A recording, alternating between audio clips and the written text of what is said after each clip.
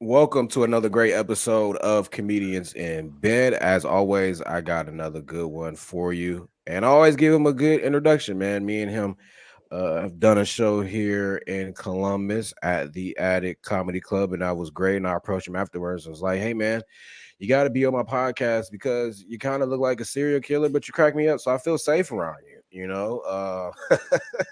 But this guy is doing amazing things, man. He has a comedy special on YouTube, making a name for himself throughout the Midwest and throughout the country. Everybody, please give it up for our next guest, AJ Grill, everybody. Yeah. Thanks for What's having me, going on? Ty. I'm stoked, dude. Looking like a Hey, what I serial killer. a little bit, just a Is it the, taste. the bug eyes? Yeah. Yeah.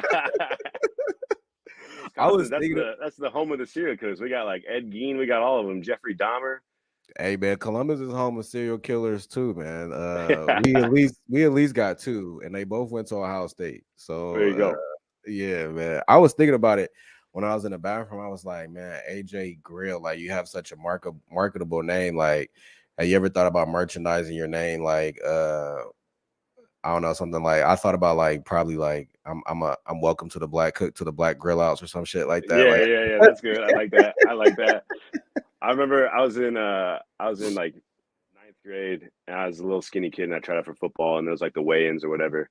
And this coach was like, AJ Grill, that's a quarterback's name if I ever heard one. And I was like, cool, all right. And then I got cut from the team, did not make the team. did you play sports growing up? Yeah, I played baseball. That was my thing. Okay, what position did you play? Second base. Okay. I when I played baseball, I played catcher and center field. Nice. Yeah. Too Baseball's fast. fun, man. I love it, dude. We got the Brewers in town. I go like 30 games a year. It's my favorite thing. Oh, for real, man. Yeah. We have a minor league team here. They used to be the minor league team of the Yankees, so I'm a Yankees fan. Oh, So nice. yeah, I've never seen them play though. When they play Cleveland and Cincinnati, those tickets go up a little bit. So Yeah, for sure. Especially now, Aaron Judge and all them, dude. They're yeah. nuts.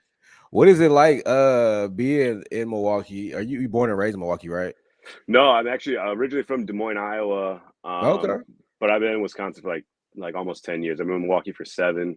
I like it, man. I moved here like 7 years ago, and I was like, I'll spend a few years in Milwaukee. I'll go to New York. I'll go to LA, and I love it here. I kind of fell into a life here, and it's a 6-hour city. You know, you can be in a lot of different places and get a lot of work. So I like it. It's a cool scene. You can get up every night. It's not great every night, but I like it. How is it now that you are in Milwaukee with like having like good sports teams actually now? Dude, it's on like in Iowa we have no professional sports and like it's so much fun, dude. The Bucks, like I've been so blessed being here. Like the Packers were really good when I first moved here. The Bucks, obviously, and the Brewers are pretty good a few years ago. So it's the best, dude. I love it. Yeah, Spend yeah. too much money on that stuff though.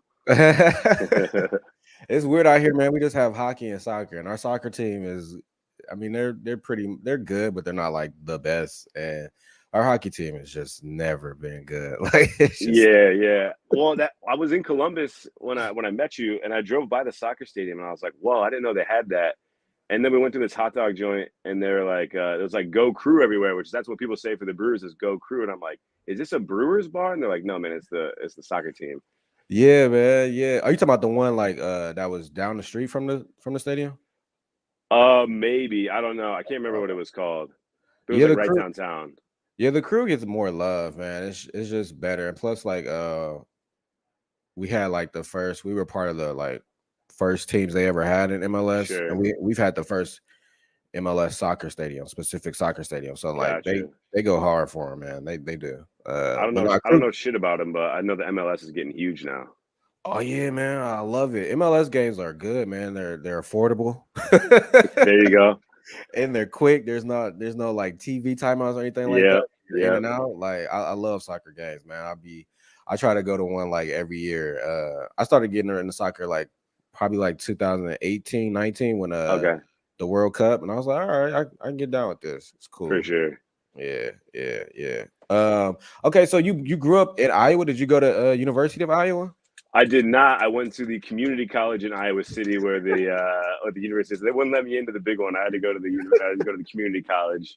Uh, but yeah, I'm a huge Iowa State fan. Everyone always knows the Hawkeyes, but I'm a Cyclone dude. Okay, all right. That's what is that rivalry like in the state? Is it a big It's one? no sports teams, dude. It's the biggest thing around. The Cy-Hawk battle is the biggest thing around for sure. Okay, yeah, I feel like towns like that where it's just a college town, like you guys just pour in your money to the universities and support like that. Okay, Yep, yeah, we get the same here in Columbus, man. Like if it wasn't for Ohio State, like Columbus wouldn't be anything. for sure. I Yeah, went down to that campus when I was there. It's huge, man. bro, it's like one of the biggest campus. I think UCF and probably Texas A&M was probably bigger than ours, but a campus is huge, man. Like I had a skateboard when I went to Ohio State just to Yeah, class on time. right. Like you got to do stuff like that. You do. All right, AJ, man, tell me like how did you get into comedy? Were you like the class clown, the funny one in the family, or was it like you had a group project and you want to get over the fear of talking to people? Right. Like growing up, like I wouldn't say the class clown, but I was always making my friends laugh. Like all my good friends growing up were in bands, and I have no musical talent like at all. So like we'd be over at their houses and they would be like practicing and stuff. And they had this like this kid's parents had this basement refrigerator with like those like words, you know what I'm talking about, the magnet words. And so I Hmm. would just always be trying to like make funny sentences and stuff. And I loved comedy from like a very young age. I used to fall asleep every night listening to people hate him now, but Dane Cook's first Comedy Central half hour and then Harmful of Swallowed. I used to be able to recite those like back to front. And Adam Sandler's They're All Gonna Laugh at You. And like, but growing up, maybe you had it similar in Columbus. Like in Iowa, it was like comedy is like what they did on TV. Like I didn't think you could like just do comedy. And then I was in college. I was at Kirkwood in Iowa City, and I chickened out a year before. I was going to go to this club called Penguins Comedy Club in Cedar Rapids. I was like 20. I chickened out. I didn't go. And then the next year, one of my classes, there was like a an assignment to like write about a place you'd never been. And I saw a poster for a comedy mic, and I'm like, all right, I'm gonna go. And I just watched for the first time, and I was like, man, not only am I funnier than some of these guys, I've been waiting to do this my whole life, and that was 10 years ago, and I haven't quit since. Yeah, yeah. 10 years in, they say that's when you find your voice. After 10 years, have you? Do you believe you found your voice yet? I I, yes and no. Like, I think so. I mean, like now when I write a joke, like it used to be, I would anything I wrote, I would go up and try it no matter what. And now, like, I have an idea of whether it's going to work for me or not. But I think your voice is always changing. Like, my voice now at 31 is going to be different than when I'm 38. Like, it's going to always change. But I think so. Yeah. I mean, and I've only been doing like comedy seriously where I can get up every night for like 7 years. Because as you can imagine, in Iowa and in Stevens Yeah, Point, Wisconsin, where I moved after that, I could get up like twice a week, maybe. yeah. Um, but yeah, I think find my voice a little bit. People tell me that I have the best compliment I ever got was this comedian I hadn't seen in a while, and I was doing the show, and he was like, "Yeah, I was at the back of the room," and I was like, "Who's someone's like imitating a famous comedian?" He's like, "Oh no, that's just AJ, and that's AJ's cadence," and I was like, "Damn, dude, that's the best compliment anyone's ever given me." Yeah, man. Yeah, I love. People say I'm pretty mellow, I guess. Yeah, Like, for sure. No, I watched you, man. Yeah, and I most try people not are to be funny. in my head. I'm like, that's not what I'm doing, but like, Yeah, I'm trying to get out of that a little bit. sure. I don't know if it's just I'm too high or what. I don't know. Do you perform stoned? Yeah, yeah, I do. Do you? Damn, I Yeah, can't. I I don't like. So I'll take like 3 to 5 puffs, and that's it. I just need enough to just calm my anxiety down, for and that's sure. because when I first started comedy, I wasn't doing it, and then I smoked one time and I bombed, and I was like, okay, never do that again. But I be having panic attacks on stage, so I really be having to like For calm down. sure, man. I had one yesterday because they had the open mic at the attic, and they usually do like a workshop before, and I never go up there. Whether it's there or the funny bone, I never tell my jokes at the workshop. I just listen. Yep. And I Yep. went up there and I just like, and I had a joke about my anxiety, and then I started having a panic attack. They got to see it in real time. Damn, dude. Yeah, because I was That's doing a joke hilarious. about like how my anxiety go, like how my anxiety's in my head, and I started like doing like waiting like you about to double dutch, and then I kind of stopped, and they was like, So it was like, yeah, so you started doing this and then you stopped. And I was like, yeah, I stopped because my anxiety. Like, It's but the yeah, that's why I workshops do are it. weird, man. Like that's like because the feedback is the last, but when it's like actual people giving you like verbal feedback on your jokes, that can be brutal, dude. I don't do that shit either usually. Yeah, I don't like, I'll do it one on one, but like with a group of people, I'll be like, Right, ah. right. And then someone pipes up who you don't respect, and you're like, all right, I didn't need that from you, you Yeah. And then I know. saw, it was a new joke I just wrote like probably 2 days ago, and some comic gave me feedback, and I found myself like doing it exactly like he told me to, which is like fine, but Yeah, I was like, this isn't. I'm not being creative because I'm not doing it how I would probably want to do it. right. So I don't know if I'm gonna do the workshop again. Yeah, But it was a cool experience though. It was a yeah, cool yeah, experience. for sure. So you said you're 31? I'm 31, man. Yeah. Wow, I didn't know I was older than you, bro. This is crazy. Are you? I would guess you're Yeah. like 25, dude. Nah, I'm 32. No shit. Yeah. So 31, you don't have any kids? No kids, man. No. Do you feel weird being in your 30s and not having kids? It's just now starting to feel that way. Like people who like good friends of mine who I thought were like gonna be like me, like not have kids, or at least not until like later in life, like are starting to pop them out. And now it is starting to feel weird for Yeah. sure. Cause I told myself like I'll be cool, like wait until 35. But this last Father's Day kind of hit me. I was like, dang, bro, you ain't got no kid. Yeah. Don't What need you them, dude. Yeah, because then I was like, dang, if I did have no, I wouldn't even be able to enjoy this Father's Day. Like, No. that's what's up, man. So like being in your younger 30s, you're going for your dreams and your goals. Um, how do you feel about this version of AJ Grill? Man, that's you caught me at a weird time, man. The last 2 weeks, and I'm not gonna quit. I named the special "I'll Quit When I'm 30" because I remember walking home from my second open mic ever, and this is how naive I was. I was like, man, if I don't have like a full blown career by the time I'm 30, I'll quit. Which is so stupid. Like it happens for some people for sure, but it's kind of rare, especially if you never move out of the Midwest. Which people are doing it now more and more with the internet and TikTok and stuff. But yeah, man, I don't know. Like I just kind of pulled myself out of a little depression, anxiety hole. Like I was talking about quitting comedy, and which I'll never do, but I mean, if I were to look back 10 years ago and say like, look at all the stuff that you've done, I know that I'd be super psyched. But you get in those mentalities, and you get in that the grind, if you want to call it that. Like sometimes I feel like I'm just spinning my wheels. I'm going to if I'm not on the road, I'm doing the same places that I've been doing for 7 years, and it's like, am I growing? And how do I grow without going on the road? I don't know the answer to that. Yeah, yeah. One thing that's been helping me out, especially when my depression and anxiety flares up, is I try to do like short term goals.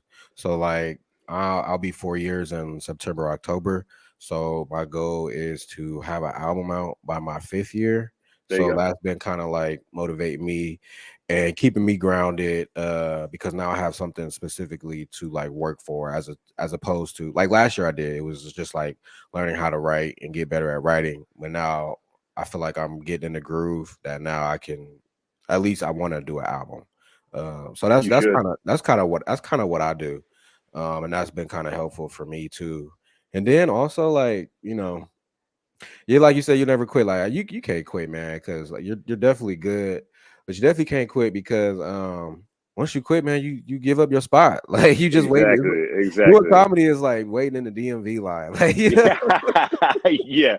Take a number and maybe they'll call it. yeah, you Yeah. know what I'm saying? And some people Yeah, get up dude. and leave. And Well, and at this point, like it would be like I can't quit because I'm too deep in now. If I did, it would be embarrassing. Like people always ask me, "Are you still doing that comedy thing?" It's like, yeah, I am. Like to be like, no, I gave it up. Like that's even more embarrassing. Like yeah.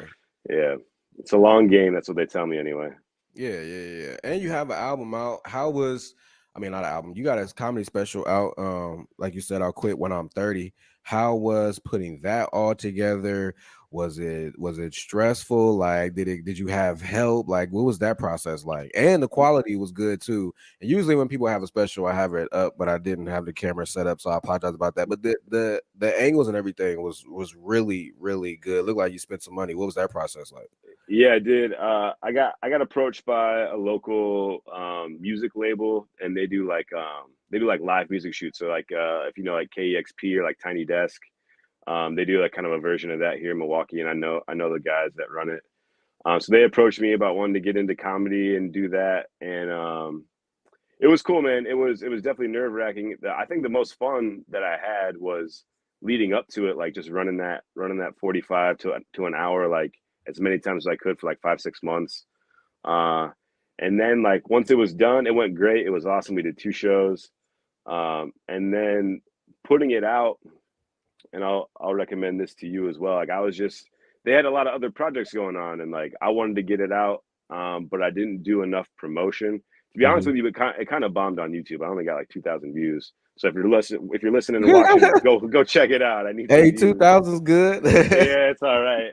It's all right. But it was fun, man. It was super cool. The only thing, like doing it with a label, we didn't drop a contract ahead of time. So it was like kind of after the fact, and they wanted to keep it on their channel for a certain amount of time, which is fine. But my advice to anyone that does that, and not that I don't own it, I do own it, but make sure you can put it on your own platforms, because now like they're posting, they have other projects, so they're posting videos after video after video, and so it's getting buried in the algorithm a little bit. So um, that's the only thing that I regret. The people that did it are great. You were complimenting the angles. This guy Cheston, it's his real name. He's the videographer. Man, he just killed it. He's so talented. So I was stoked to work with him. How We did packed you? out My fault. packed Go out ahead. 2 shows, and it was, I couldn't have had it go any better. It was great. How did you market it yourself? You know, because being in comedy, we always think it's just about the jokes and being funny, but you are your own promoter and marketer. So how did you market it yourself? That's the thing that I'm the worst at in comedy, is like the business side of it. I mean, they have a big following, so like they were promoting it, YouTube, or excuse me, Instagram, Facebook, Twitter, all that stuff, um, and just posting clips. And that's what I wish I would have taken my time with more, because I was kind of pushing them to like, hey, let's just do this, because we filmed it in November, put it out in February, and so in that time we were promoting it, but I didn't get the clips until like 2 or 3 weeks ahead of time. So I only put out like 3 clips to promote it. So I would have taken my time a little bit more. But all the same avenues that everyone does: TikTok, Instagram, all that stuff. When you say you were practicing for it and running through the set, like how do you do that? Like you if you know you got 15 minutes this weekend, are you like, okay, I'm gonna work on this part of it? Like how did you plan on practicing and running through it? Yeah, that's a good question. So I'm lucky enough that I've been doing this a while, and like I've been headlining like around the Midwest for like the last like 4-ish years. So once we talked about doing it, it was like June, like late June, early July. And so then I just started booking as many 45-minute spots as I could. So I was, bouncing around to like Minneapolis, St. Louis, just, Des Moines. Iowa's got some weirdly good rooms, like Des Moines, Davenport, Iowa City. So running that 45 as much as I could. And then locally, if I just had 15-minute spots, yeah, exactly what you're saying. Like I'd be like, okay, well, I'm going to work on this 15-minute chunk at this show. I'll work on this 10-minute spot at this show, this 20-minute chunk here. And just that repetition, like trying to move stuff around, see where everything kind of fit. So it all kind of like run together. But I just tried to book as many headlining spots as I could get.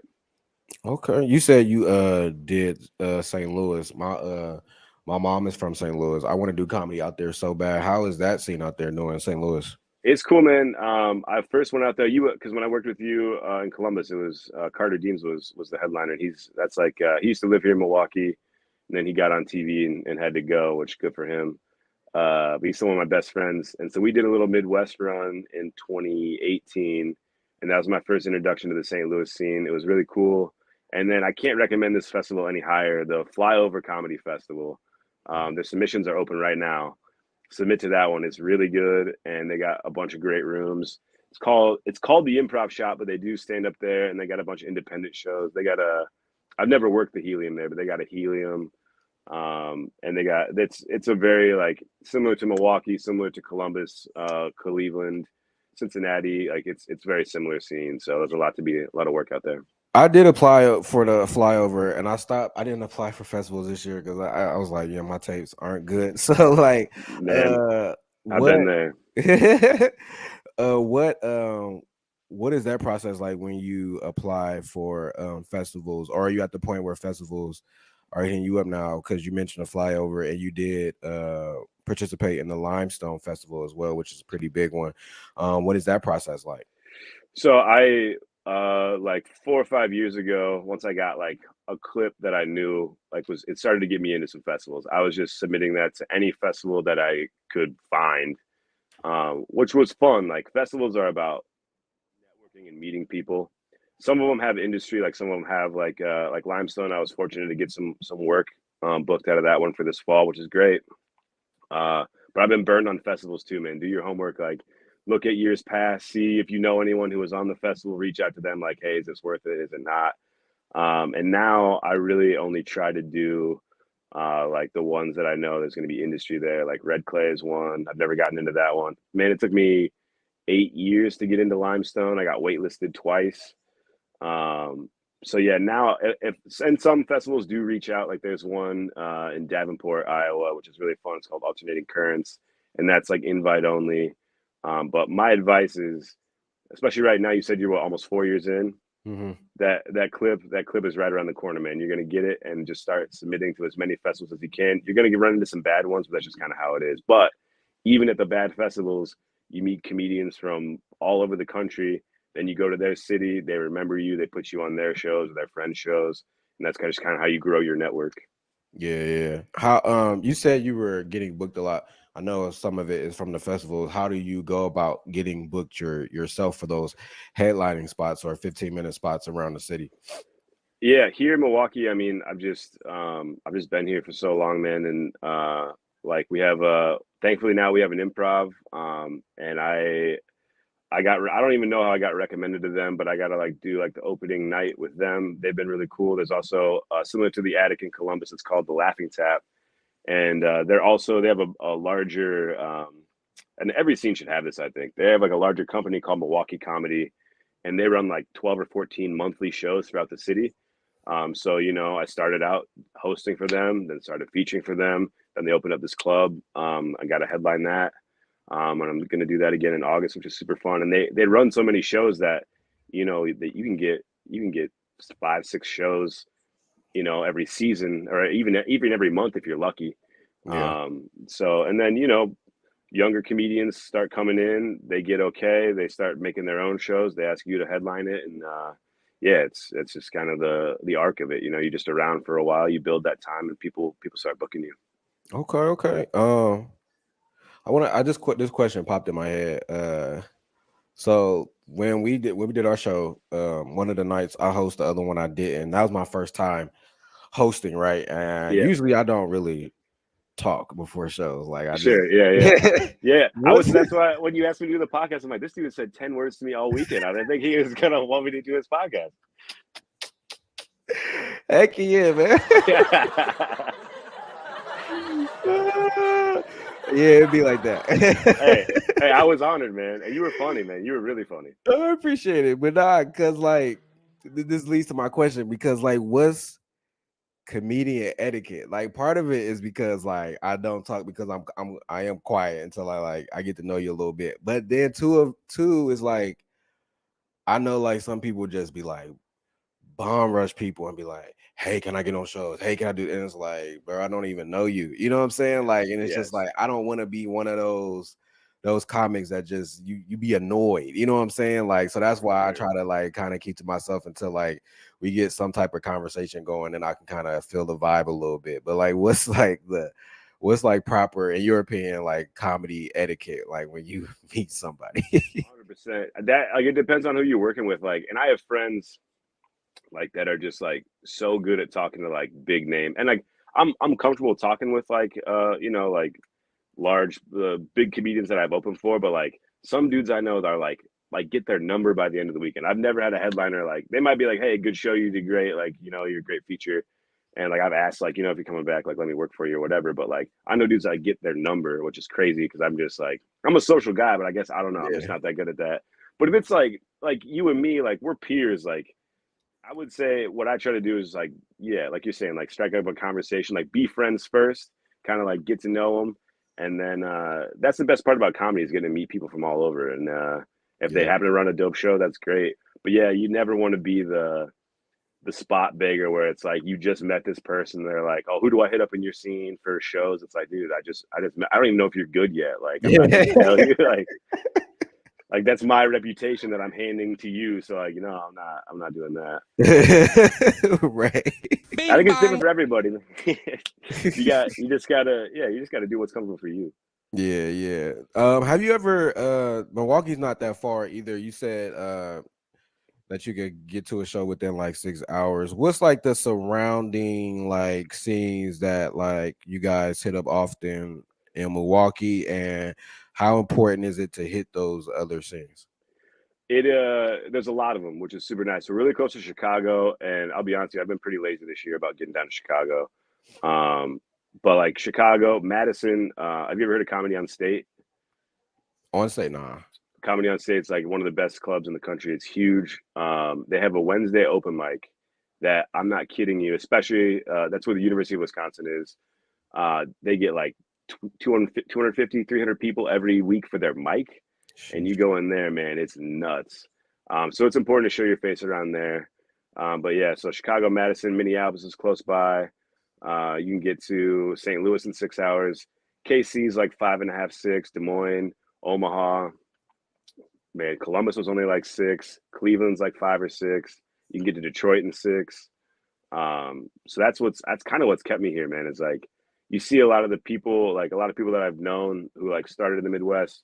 Maybe they make a pit stop in Chicago, but then they go to New York or they go to LA. They always come back here to the Midwest because there's so much work. Like there's just work everywhere. I definitely plan on moving out this scene and just getting to Chicago, because especially when I've been talking to Chicago comics and they say like a lot of them are leaving, and I'm just like, why? Like I get the glitz and glamour of New York and LA, but there's so much work in Chicago, you really don't need to leave. I know people that have like they rent, they got like a couple roommates. That it might be like $400 a month. And we gonna wait to get him back real quick. There we go. You're good. Yep. Can you edit that out? Bro, you're not the only one. Yeah, right on. But yeah, dude, there's people that I know that like they got a room in Chicago that's 400 bucks a month, and they can make their rent doing spots around the city. I mean, you're scraping by, but you can do it. Yeah, yeah, yeah. I'm in my 30s. I'm not trying to scrape by anymore. Yeah, It makes me that's feel like a bum. You know what I'm saying? I'm with you, man. I'm with you 100%. I still got a day job. If I was in my 20s, yeah, but I was like, nah, because my counselor, she was like, why don't you move to LA? I was like, hell no. Like that, I'm not trying to No, be that broke again. no, and that's not even the place to go anymore, from what I understand. Yeah, like yeah, man. Okay, cool. So all right, Midwest. So that's what I was gonna ask you. What's like your favorite side of the country to do comedy in? Like the West, the South, Midwest, East Coast? Like what's been favorable to you? Colorado has been super kind to me every time I've been out there. They've been like those shows have been awesome. I like the Midwest. I have a lot of jokes about like growing up. Not a lot, but a fair amount of like it's where I grew up. So like I know Midwestern sensibilities and like what makes people laugh. The South is cool. Atlanta was fun. I did a lot of fun shows down there. I really haven't been to the East Coast much. I did Wilmington, North Carolina once for a festival, but I really haven't been out east very much. I just Okay. met a dude at Limestone in Pittsburgh, and I've always wanted to do Pittsburgh and like Philly and stuff. But I would say probably the Midwest is because of where I'm from. But like going out west, LA was cool too. But like LA is a lot of there's some very very funny people. Don't get me wrong, but it's a lot of like actors that are like Yeah. their agent told them they should try stand up, and it was really bad. But some fun shows for sure. Yeah, I've met a lot of actors out there. LA is cool. I've done Chicago. I have like somebody I write with every Thursday. Shout out Dave Bradley from Chicago, and Nice. other than Cincinnati and Dayton. Um, but those are I've done Louisville too, but that was a bad night. I love if I had to do it all over again, I would probably be in Cincinnati. Cincinnati, I feel like is a better scene than Columbus, just because they have more mics to hit to. Like Yeah. Columbus, we can hit the same mics, but it's a longer drive. Where Cincinnati Right. is kind of like dead smack in the middle. Like you can go to Louisville, there's some clubs down there. You can go to Cincinnati. They got two There's clubs in Cincinnati. There's two clubs in Dayton, and they got two clubs now in Columbus. So it's like they're like in the center of everything. So Yeah, and like, there's so much work in Ohio. It's nuts. I just met a Cincinnati comic at Limestone. She's full time too. Kelly Collette. Do you know who that is? I don't know who that is. No, Okay, I thought she was like an LA chick, but she was like, no, I live in Cincinnati and I do this full time. I was like, damn, that's pretty cool. Cincinnati. Yeah, Cincinnati got some. They got some people that are well known. Columbus got like one or two. Sure, Cleveland. I don't know. I'm not gonna say they don't have any, but I know they got I know they got one person, but I don't know if he's like well known throughout the United sure. States. But yeah, we starting to get we starting to get some people. We starting to get some people for sure. And then the benefit of the Attic too being an independent club and more comic friendly, that has helped as well. What have you done work in an independent comedy club in Milwaukee? Yeah, yeah. So that's What's the the how do you feel is the difference between working and doing sets at an independent comedy club as opposed to a chain? I think the independent comedy clubs like that's kind of like where I'm like started to break it into like definitely featuring and I get a headline too like so here's the Laughing Tap in Des Moines. It's called Teehees. There's the Independent in Detroit, which I had to cancel my show there, but yeah, man, I think the difference to me is like usually people who are like comedy fans know of those places, right? Whereas Mhm. like you go to like a Funny Bone or an Improv, like all those for whatever reason they like to put them out and like just outside of the city in like a strip mall, and it's like a date night for like some suburb couple who's maybe never seen live stand up and like they don't even know who the headliner is. They're just there because it's like a date night or whatever. So you got to work a little bit harder in those corporate clubs sometimes, unless it's like you're working with a big name, then it's like their fans and they're there for it. But I think like the independent clubs typically now are being run by comedians or people who love comedy. So they're like more attention to detail. And that's not to say some of the corporate clubs are great and they have great management and stuff, but I think that people who are comedy savvy know about those independent clubs and they're there and usually like in my experience a lot better crowds. Yeah, man, I want to own one, just a simple small one, just so comments can get work. Really, I mean, I feel Yeah, like with independent clubs, you get more work. To be honest. and that seems where it's going, man. There's so many that are popping up all over the country, and it's usually like someone who either is a stand up or did stand up, which I think comics up and comics is always a good thing. Yeah, yeah, yeah. What does your family say about you doing stand up? Like, do they support you? They usually don't start supporting until like you get some money. So like, are they Right, right. supportive? Well, my dad is the reason. Like, he introduced me to like comedy and like stand up when I was a kid. Like we were watching, like I remember watching like Pryor and Carlin. Like I wasn't even getting it. I just thought it was so cool, it was so captivating. Like jokes are going over my head. I'm a little kid, you know. So he loves comedy and he supports me. But in 10 years, he has never seen a live show a single time. He's watched all my YouTube videos, but he has never been to a single show. My brothers think it's cool. But yeah, they're supportive. But, you know, I live 6 hours away. So when I'm back and I'm doing shows in Des Moines, did you grow up in Columbus? Yeah, yeah. Okay. Like, I don't know how you feel like performing in your hometown. Like now, like I'm grateful for the work that I get there and everything, but like it always stresses me out so much. Like dudes from high school that I haven't seen and like their parents are coming out and it's like, oh yeah, that's cute you're doing. It's like, man, I've put my entire life into this. This isn't just like some cute thing that I do. Like, I don't know. It's annoying, man. It's really For annoying. me, like doing it in my home city, like I'll like post like, all right, I got a show, right? But people won't tell me that they coming. They'll just pop up, and then it's like, oh shoot, like I got to do good because so and so is here. Where if Uh-huh. I'm in Cincinnati, I'm not even worried about that. You know what Right, I'm saying? Like, right.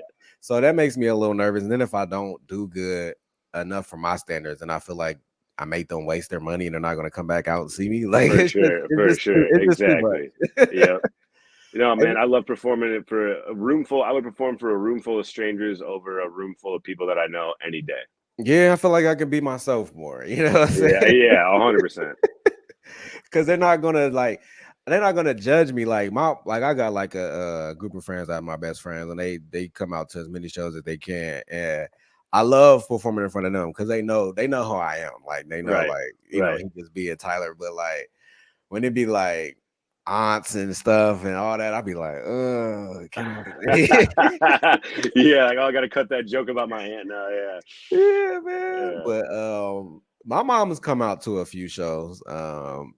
That's probably the hardest one because she thinks dick is a cuss word. So I gotta really be careful with that one, Yeah. man.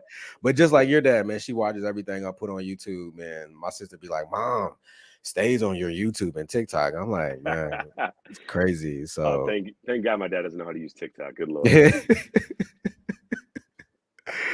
all right. So like what is your next big step? Like, what's your next goal that you want to achieve? Because you are 10 years in. Sometimes things could get a little stale and you kind of feel like things aren't moving. So, what's next? Like, how do you keep the longevity going when you already know you're established, you're funded, you can get booked? Like, how do you keep motivated?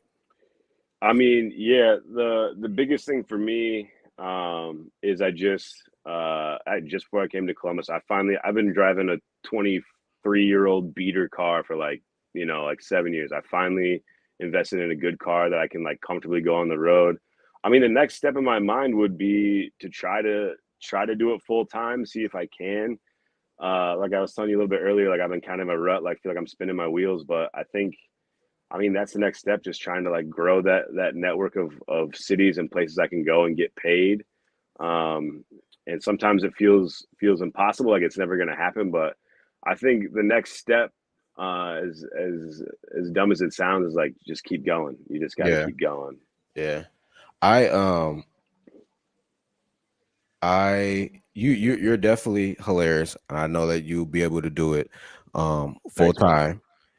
And I think one of the things that works for you is I always tell people that I don't know if people really be paying attention, but it's your look. Like it's your look that I feel like that gravitates and make people want to listen to you and see what you have to say. Like it's the look for me. And I love it. It's a very original look and keep I it. appreciate that. I appreciate that. I appreciate that.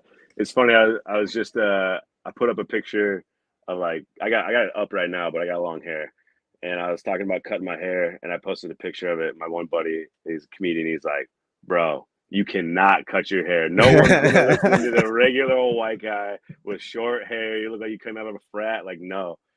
Yeah. Also, like you have it too. Like, and this is just something that like we're lucky that we have, but like a deep voice for whatever genetic reason that is, people just tend to listen more to that. So I'm Yeah. blessed with that, which is nice. And then like I don't know if you this is what you meant either, but like in the last 2 to 3 years is what I've really like been more focused on, like facial expressions. You can get a laugh like I'm not like a Jim Carrey or anything like that, but like just like really like conveying your emotion and feeling with your face can go a long way. Yeah, I tell people all the time, man, if you haven't, try to get in like acting class or improv because those little tricks can get you like stuff too. I think one of my longest laughs I ever got was by like mouthing words or just keeping my mouth dropped open Yeah, for like and get like a 8 second laugh or yeah, whatever. yeah. So once I started to notice that, I was like, all right, that's a easy giggle right there. Dang, it was something you said I was about to comment on next, but I forgot.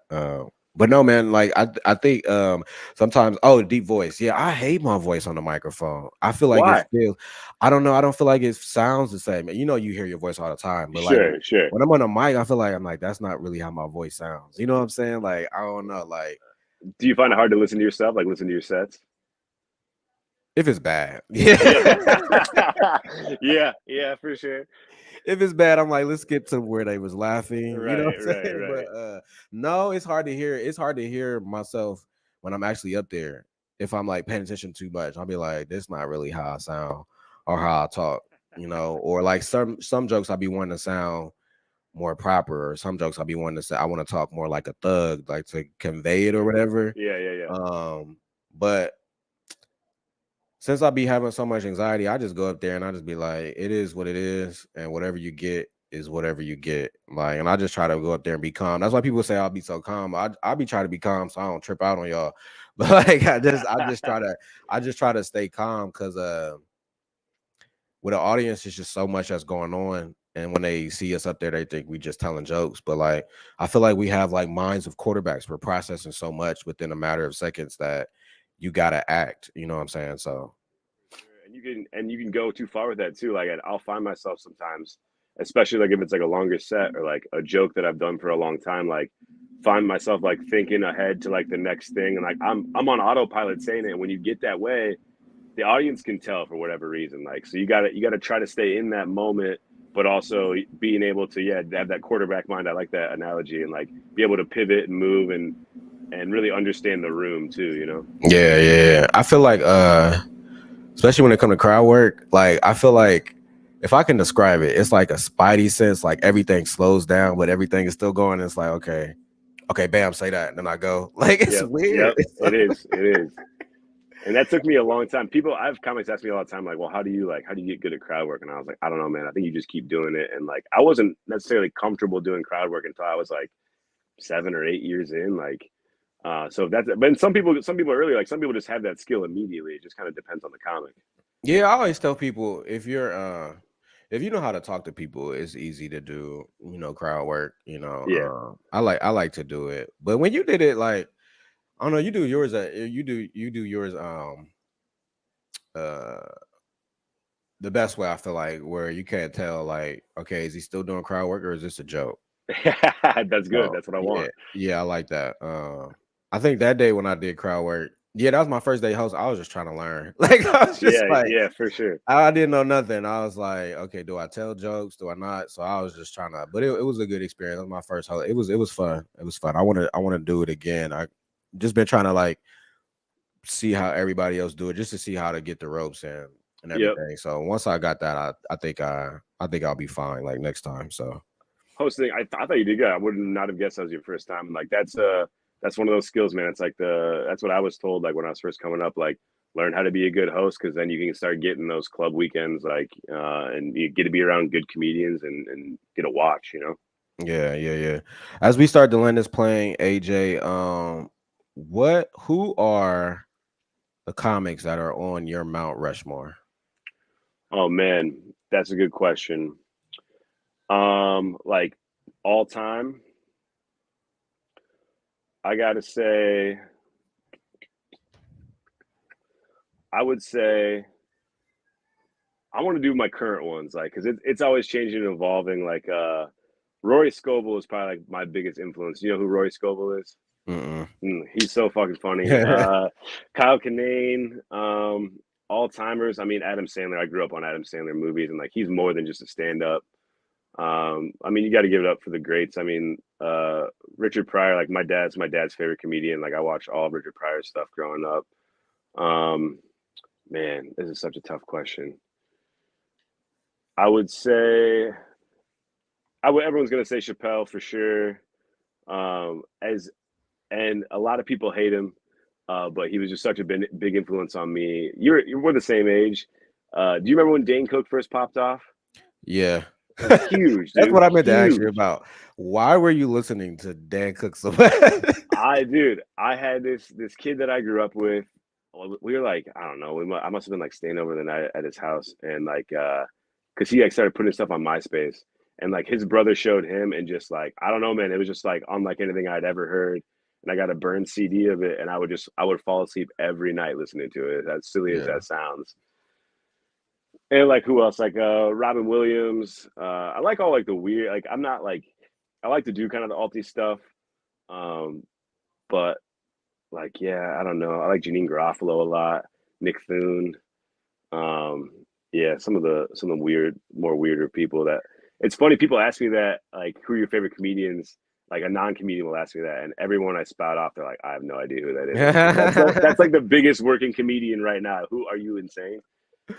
I I was listening to I have vinyls and I was listening to Pryor and Carlin's Class Clown and Hmm. it was Pryor's, I think it was Black Bean uh Blacksmith or something like that. Yeah, yeah, yeah. Uh and what I've noticed is that they did like Pryor for that one, he did like skits on stage. Like it was a lot of voiceover, a lot of act outs.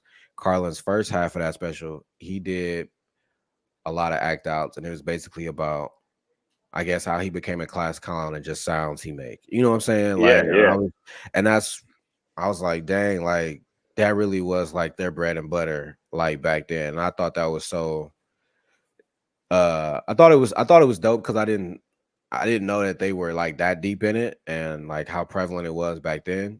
yeah. I mean, that's what it kind of came out of. Is like it started in like what do they call it? Like vaudevillian, where it was like it was much more like almost more like improv like storytelling, and yeah, the act outs and characters and all that stuff. And it's like evolved over time. There's a great podcast called The History of Stand Up that like goes through like from like way back like 1800s like vaudeville like performers like up till now. A guy named Wayne Fetterman is the host of that, and it's really really good. But yeah, like that the 70s. I mean, that's still in like the infancy of like stand up of what we know today. So they were like kind of like blazing a new trail, but also picking up from what they knew and what they learned, like starting in nightclubs, like where it was like there would be like like a singer and then a comedian and a magician. Like it wasn't all straight comedy. yeah, yeah. What's some words of encouragement or motivation you could give to any comedians that's listening to this right now? Just write and perform, man. It sounds so cliche, but like the best advice I ever got is just keep going. And it's hard. It's not fun. Like I feel like people like looking like who come to shows or whatever, like just think that like it's good all the time. And you know what? It's usually more bad than it is good. Even the longer you get into it, like you gotta slog through the open mics, through bad shows, through bar shows, and no one's paying attention to you. And it can feel stagnant, especially like I've been living in the same city for 7 years, man. But all you have is yourself. Like it's not a band, it's not an improv group. Like it's on you to write, perform, and try to get better. You just got to keep going. Message. Tell people why they should listen to Comedians in Bed. People should listen to Comedians in Bed because Ty, do I call you Tyler or Ty? You know, a lot of white people ask me that. It's whatever you want to call it.